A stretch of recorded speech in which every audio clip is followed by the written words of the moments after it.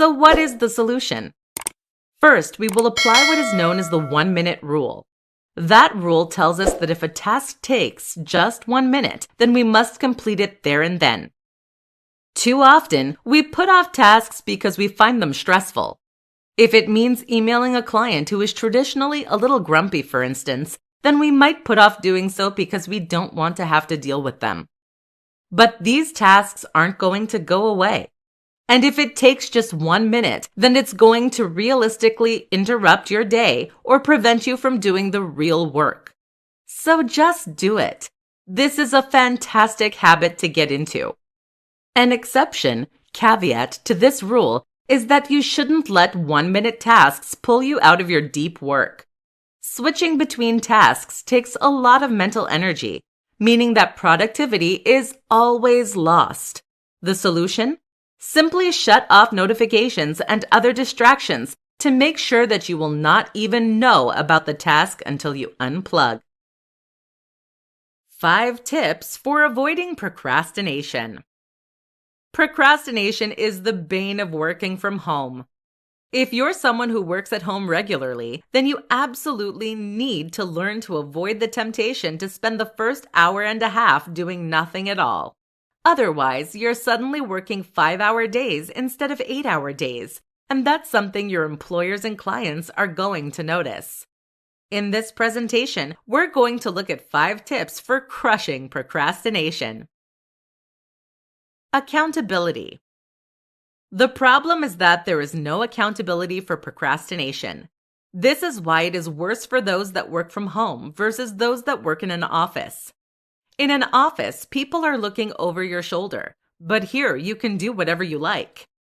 One solution is to create stakes for yourself. An easy way to do that? Email your client and tell them that you're going to finish X amount of work and send it to them daily. Suddenly, the option to sit on your thumbs for the first few days on a project is gone. Work in a coffee shop. This won't always be possible depending on your circumstances, but when it is, working in a coffee shop or library is a great way to add some social pressure to your day. You can't sit playing Sonic the Hedgehog now because people will think you're odd. Speaking of which, coffee works great too. Set rewards. Try setting yourself small rewards for accomplishing set amounts of work each day. For example, if you finish the first 2,000 words of an essay you're writing, only then can you give yourself a cup of coffee. Make the project fun. Often, we put things off simply because we don't want to do them. This is why procrastination tends to rear its ugly head more when we're doing particularly dull and dry tasks. The solution is to find a way to make that task more interesting. For example, you might find a way to gamify it, or you may just find a way to add more creativity to the project. Rest properly. Finally, make sure you have some proper downtime and fun during your time off. Often we procrastinate because there are other things we want to do. If you never have time to play video games, read books, or browse Facebook, then that will start creeping into your work. So actually enjoy your time off, and you should find this changes. How to create a highly productive work environment in your home office. If you're working from home, you need to think carefully about the environment you're going to be working in. You're now not only responsible for the work you do, but also for your surroundings. This is important, seeing as the space you work in can drastically impact on your ability to stay focused. Now you have the opportunity to create a space that is perfectly conducive to your work style and that will help you to feel inspired, motivated, and comfortable. But too many people will find that the exact opposite thing happens instead. They end up working in squalor and feeling demotivated, cluttered, and distracted as a result. Listen up, and we're going to go over how to get this right and create a home office that you can't wait to sit down to work in. Eudaimonia machine. The eudaimonia machine is a hypothetical architectural project described in Cal Newport's book, Deep Work. Here, Newport explains what the perfect space would be like in order to encourage focus and productivity. One of the key features of this space was a gallery of sorts, including inspiring works and figures. Let's say that you're a writer then. This space might include a typewriter owned by a famous writer, a lot of impressive-looking books, or a quote from Shakespeare on a plaque. The idea of this is to help put you in the right headspace, to help you feel inspired and excited to get to work. Comfort. Another important thing for a home office is comfort. When you are uncomfortable, whether that's because the seat is awkward or the desk is the wrong height, this steals attention away from whatever you're doing.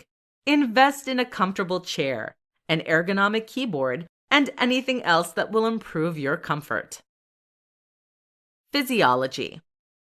Physiological factors play a big part in our mental state.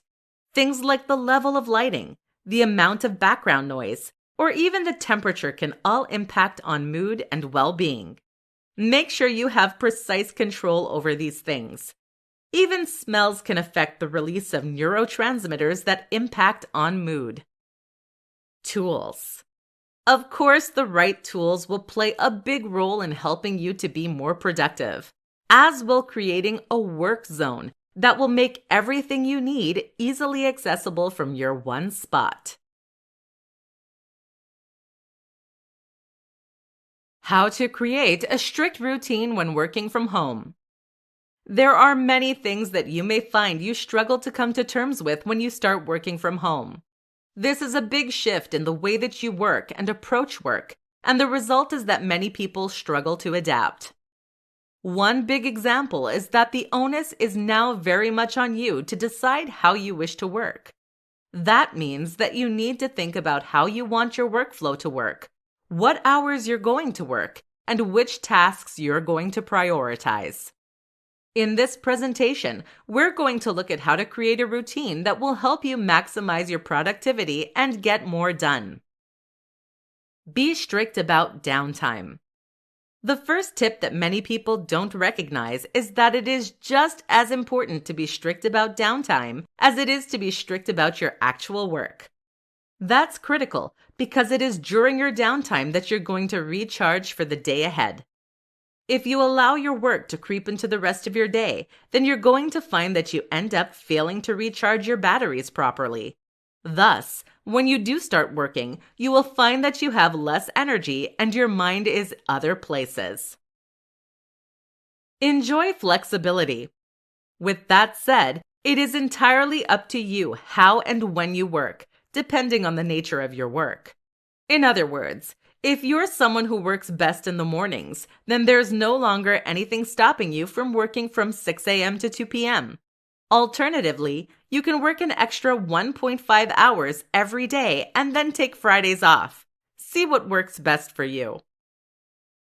Create accountability.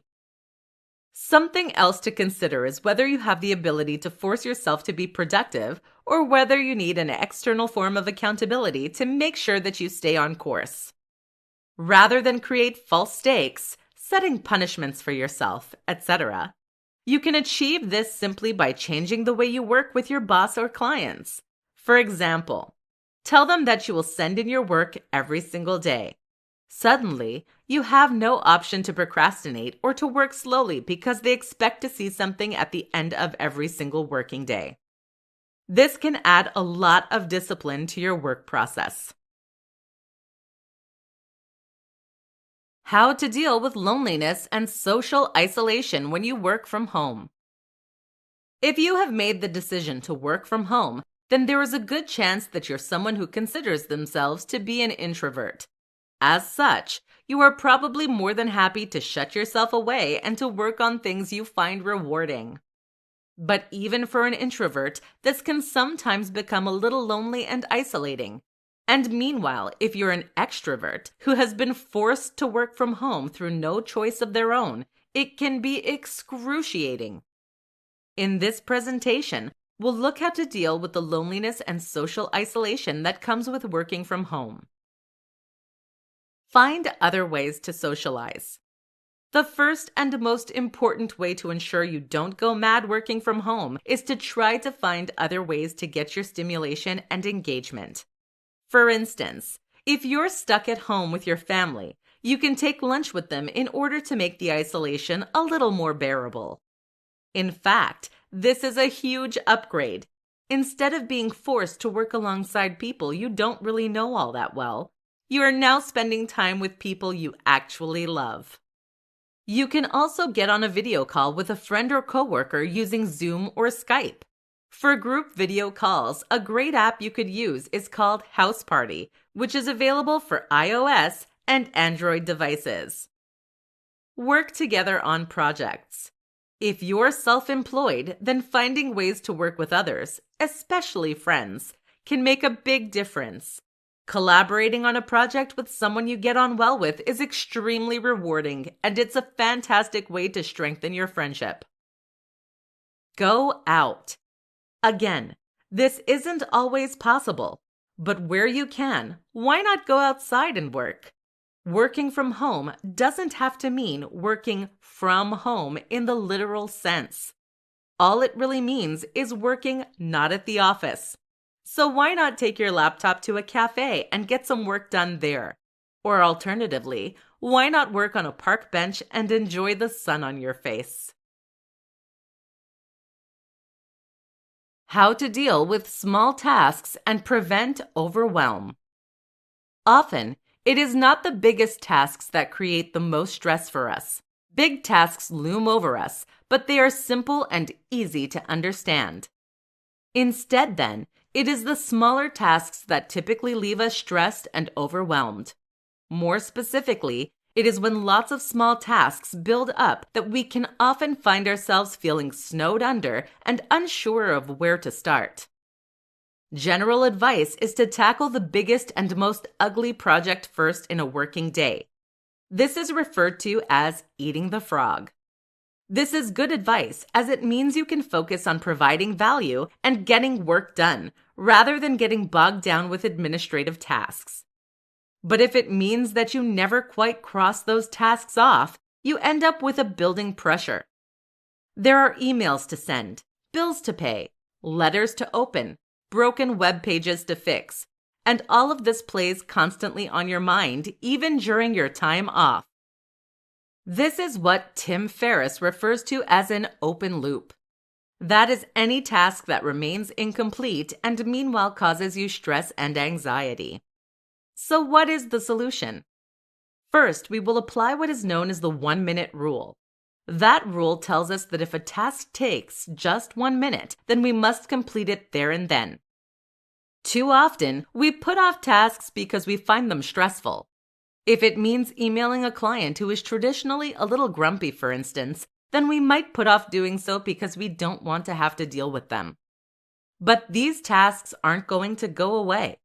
And if it takes just 1 minute, then it's going to realistically interrupt your day or prevent you from doing the real work. So just do it. This is a fantastic habit to get into.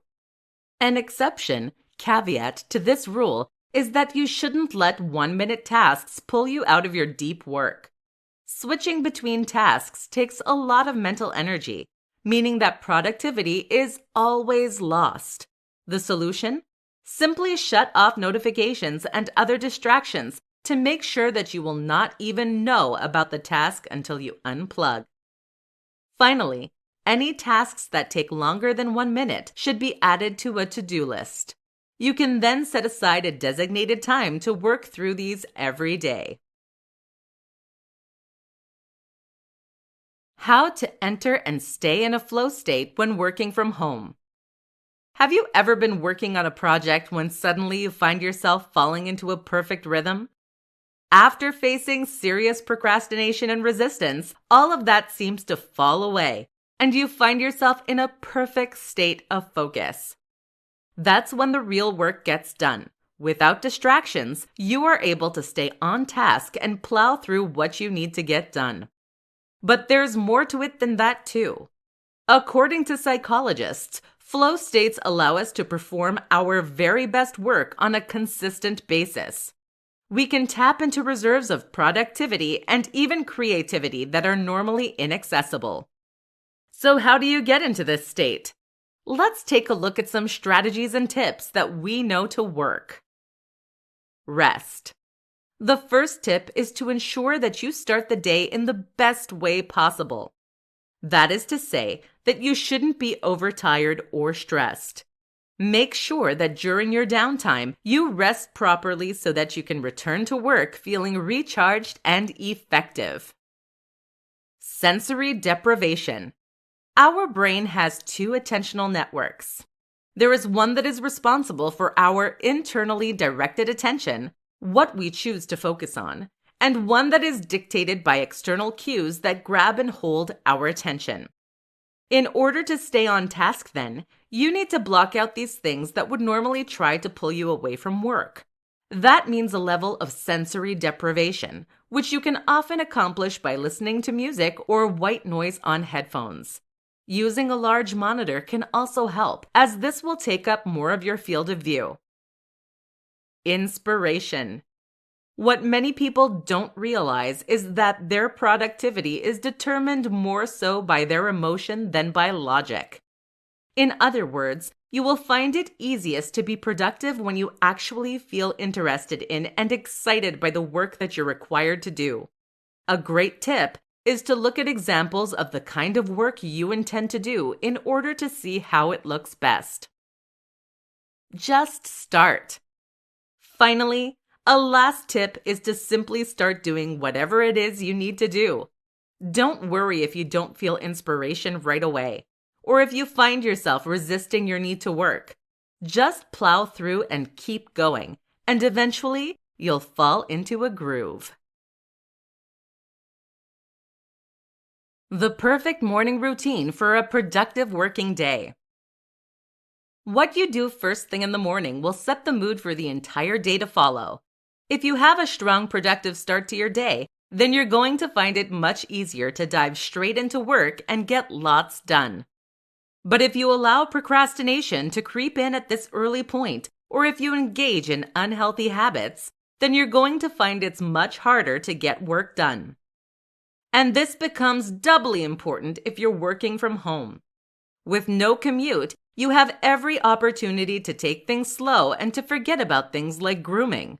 This makes a huge difference to your headspace going forward and seriously limits how productive you're likely to be as the day progresses. This is why the most productive and successful people in the world all have morning routines. In this presentation, we'll discuss some tips to help you create yours. Be realistic. The first and most important step is to make sure that any morning routine you devise is realistic. What that means is that you shouldn't try to come up with something that is extremely elaborate or lengthy, and certainly not to start with. If you've never been able to get up before 7 a.m., then what is the point in including that as part of your morning routine? If you have never stuck at meditation, then why claim you're going to do 30 minutes every morning? It is far better to have a simpler morning routine relying on a few rules, but that you will actually stick to. Use apps. There are plenty of apps out there, such as habit tracking apps, that are designed to help you stick to your goals and plans. Try using a few to see if they can help. Some key things to try. With all that said, here are some popular options to include in your morning routine. Exercise. This helps wake you up and encourages good habits. Meditation. Even 5 minutes will let you take control of your day. Minimal screen time. Many people believe they shouldn't look at any electronic devices for at least the first hour after waking up. Time outdoors. Spending some time outside will help set your body clock. To-dos. Writing a to-do list first thing is a great way to stay on top of things you need to accomplish. Try incorporating any of these that resonate with you and see how it changes your productivity during the day that follows. The top tools and apps for getting more work done from home. Working from home is a mixed blessing. On the one hand, you'll now have the freedom to work from the comfort of your own four walls. You can drink as much coffee as you like, and you don't have a commute. But on the flip side, you're surrounded by distractions. You can't easily speak to your colleagues, and you need to manage your time entirely by yourself. That's where the top apps and gadgets can come in handy for helping you to do more. Let's talk about some of the best. Asana. For managing big projects with a team of collaborators, tools like Basecamp and Asana are invaluable. Asana will let you create new tasks, assign people, and share updates with collaborators. You can add attachments too, and there are apps available for all major platforms. Slack. Slack is essentially WhatsApp for teams. Sending an email to ask small questions is time-consuming and certainly not optimal. So Slack exists to let you speak to colleagues as you might do by tapping them on the shoulder in a real office setting. Watch out though, Slack can be a time sink. Todoist. If you tend to work solo, then Todoist is a similarly indispensable tool.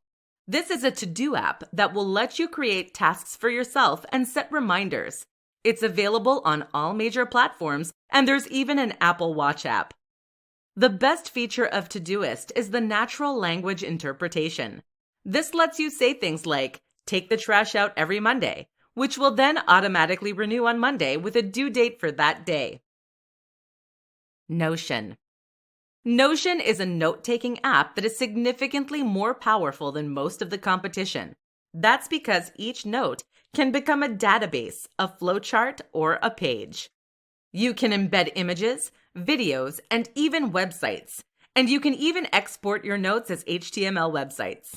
The whole tool is far more like a content management system in terms of what it can do, and many people refer to it as their second brain. Freedom. For those who struggle not to get distracted by the web without a boss breathing over their shoulder, Freedom is an app that lets you block specific apps and web pages. That means you can't access Facebook during work hours, which can instantly quadruple your work output.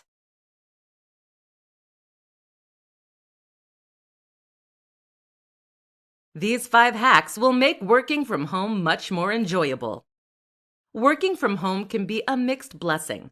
For some, this is an ideal way to spend more time in their own environment, to get away from irritating colleagues, and to get rid of the commute. For others, this can feel a little like being under house arrest. Here are some tips that will help to ensure you fall into that former camp. Adopt flexi time. Depending on your precise work arrangements, working from home probably means you now have the luxury of deciding how and when you wish to work. That means you can get up early and finish at 2 p.m., or you can have the morning off and work into the evening. Mess around with what works best for you. Listen to music. Music can make a huge difference to how long and dull a day feels, and it can also help to keep you focused by blocking out distracting sounds. Invest in some good noise-canceling headphones. Watch movies and TV. This might sound counterproductive, but in fact, you can actually watch movies and TV while working at the same time. This is a strategy that Tim Ferriss has been known to use, and that is useful for distracting that more creative part of your brain that doesn't enjoy dull work. The key is to watch something you already know very well and to take the sound off. This makes it a background distraction that you can gaze at occasionally while touch typing. It's just enough stimulation to prevent you from getting pulled away from your work. Surround yourself with inspiration. Inspiration is one of the key and most important tools for getting more work done. If you can bring yourself to feel inspired by the work you're doing, then it won't be a struggle to get yourself to start it and see it through. What can help in this regard, then, is to surround yourself with things you personally find inspiring. That might mean examples of great works in your field, or just images of the people who inspire you. Spend time with others. With your office time gone, you might find yourself going a bit mad from the social isolation. A good solution is to spend lunchtimes with others or to meet after you finish work. You've traded time with irritating colleagues for time with the people you love. It's an upgrade. Why you should tackle the biggest challenge first. You sit down at your computer, boot it up, and take a look at your to-do list. What do you find? Several big projects and a slew of smaller tasks that need doing. That's before you've even opened your emails. So what do you do? Which projects to get started first? The answer? Whichever task is the biggest and most unappealing. This is what is referred to as eating the frog, which in turn comes from a Mark Twain quote. If it's your job to eat a frog, it's best to do it first thing in the morning. And if it's your job to eat two frogs, it's best to eat the biggest one first. Another way to look at this is like so. It's better to have a big project behind you than in front of you. The issue with trying to tackle smaller projects and tasks first is that they have a tendency of building up and running over. If you tackle a long list of to-dos, then you're going to find yourself having to tick a lot of things off before you ever sit down to work. This can leave you exhausted, but it also often means you won't actually have time to accomplish much else come the end of the day. As the day goes on, you also lose willpower and energy, meaning that you will tend to spend longer on those bigger projects. There's now a very real threat of it not getting done. Usually, the biggest and most unpleasant task is the one that will provide the most value. This is the one that clients pay the most for, or that is the most important for your employers. Thus, if you complete this task first, you know that you've accomplished the thing that is most valuable. You've done the actual work. This is also a great tool for building and developing the kind of willpower you need to stay productive and self-motivated. There is an exception to this rule, though, of course. That is when you have something that is urgent to do. If a task has a shorter deadline and is something you can't push back, then you should complete this first to avoid getting in trouble. Then the next task will be the biggest and most challenging. Everything else goes on your to-do list.